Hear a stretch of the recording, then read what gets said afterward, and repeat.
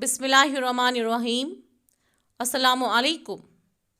Welcome to your geography class. We are going to start unit first with the chapter resources. So let us start. Chapter first, resources. You know, we are blessed with the blessings of Almighty Allah. Like we have land, water, air, soil, food, and so on. Land is needed to build houses, factories, industries. Water is needed to drink. Air is needed to breathe. Soil is used to grow crops. Food helps us to grow. It means these things help us to survive and we call them as resources. How can we define a resource? Anything that can be used to satisfy a need is called a resource. Now, a question will come in your mind that what makes an object or substance a resource? Or how does something become a resource? Its utility and value. Utility and value make substance a resource. Utility means use of resources and value means the worth. In the same manner, we have time and technology, two important substances that change the substances into resources. Time is needed to change the substances into resources as resources are developed as per the need of the people. So, time indicates the different periods. Technology helps us to create, discover, invent resources. For example, when the technology of hydroelectricity was invented, it made the rivers a resource for generating electricity. The discovery of fire led to the practice of cooking. The invention of wheel led to the development of transport. Now, types of resources. In types of resources, we have number 1, natural resources. Number 2, human made resources. Number 3, we have that is the human resources. Number first, that is the natural resources. Natural resources, resources that are drawn from nature without any modification. For example, soil, air, water, rivers, and so on. We can call them as the gifts of nature. So, gifts of nature can be called as natural resources. Let us understand the classification of natural resources. Natural resources can be classified into 4 groups. Number 1, development and use. Number 2, origin. Number 3, stock. And number 4, that is distribution. Now, we have the number first. Number first, that is on the basis of development and use, we have 2 types of resources. That is actual resources and potential resources. Actual resources are those whose quantity is known to us and are being used at present. For example, iron ore and coal deposits in Jharkhand, petroleum deposits in West Asian countries, gold deposits and diamonds in South Africa. Now, potential resources. Potential resources are those whose quantities are known and are not being used at present but can be used in future. For example, uranium in Ladakh is a potential resource. Speed of high speed winds in Tamil Nadu and Gujarat can be used to make the windmills in future.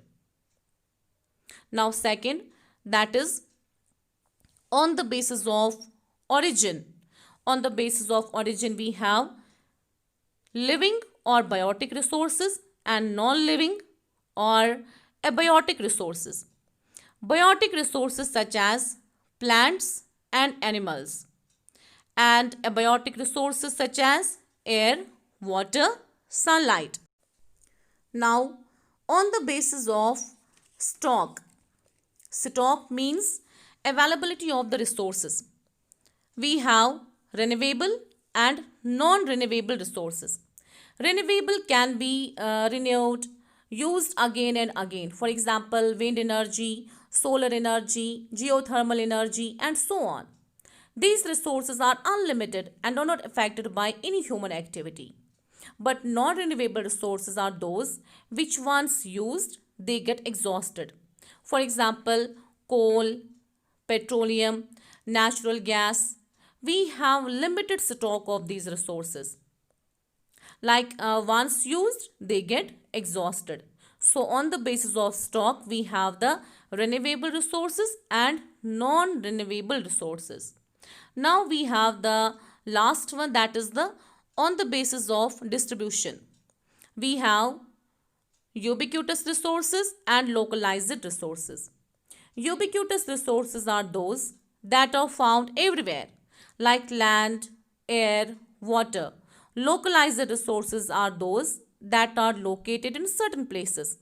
For example, copper, iron, gold, diamond, and so on. It was all about the classification of the natural resources. Do you know why are resources distributed unequally over the earth? It's because of terrain, the shape of the landforms, mountains, plains, plateaus, hills. And number second is the climate. Some places have hot, some places have cold, and some places have moderate climate. And it is because of the altitude, that is the height of the landforms. Now, the second type of the resource is the human made resource. Natural substances become resources only when their original form is changed. So the resources that are made by a man, like buildings, bridges, roads, houses, factories, industries, are known as the human made resources because these are all made by a human being himself. Now, third type of resource, that is human resource. Human being is a resource himself because he can make best use of nature to create more resources. Human beings, ideas, knowledge, skills, capabilities, abilities, education, health help him to create, discover, and invent resources, improving the qualities, abilities, skills of people so that they are able to create more resources. We call that as the human resource development. As the population is continuously growing, so the consumption of resources is also increasing. If the resources are not properly used and well managed, a serious scarcity of resources will result. Therefore, we need to conserve the resources, and for that, we can do the resource conservation. So, resource conservation. Resource conservation means using resources carefully and giving them time to get renewed is called resource conservation. It is necessary to use resources carefully. Why? Because we know that nature provides us all our basic needs, but we tend to overexploit it. If we go on exploiting the nature, there will be no more resources available in future. So there is an urgent need to conserve the resources. Why? To maintain the ecological balance for supporting life, to preserve different kinds of species, to make the resources available for present and future generation, to ensure the survival of human race, to make the resources available for present and future generation. We can go for the sustainable development. So what is that? That is balancing the need to use resources carefully and also conserve them for future. We call that as sustainable development. So from this chapter resources we understood that resources play a significant part in our lives, and it will be really difficult to imagine the world without the resources. Hope you understood the chapter. Take care. Thank you.